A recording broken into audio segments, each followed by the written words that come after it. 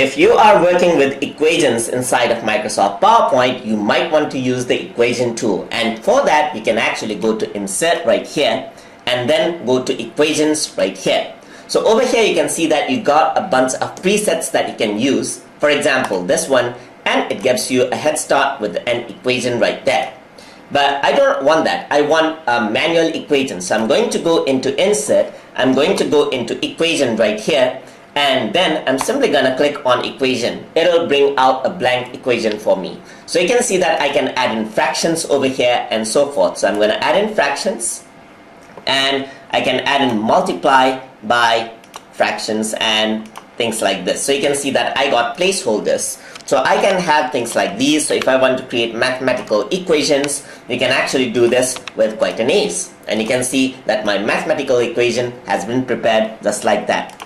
I can also go to Insert, and inside of Equation right here, you got something called Ink Equation. So usually if you have a touch screen, then this is a great thing to go forward to.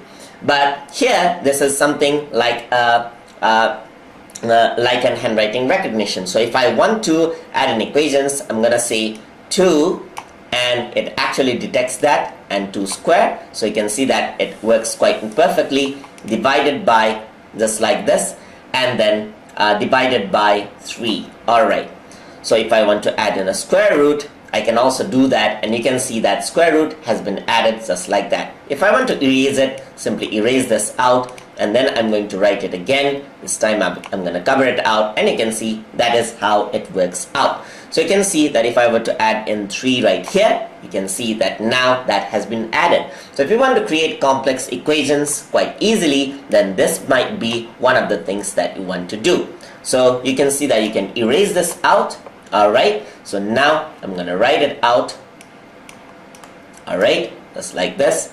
And this is not working out for me. Anyways, I can manually add everything later on anyway. So 2 by 3, just like this. Press Insert. There you go, you have your equation, and over here I want to add in the multiply sign, and that is how you can work with equations.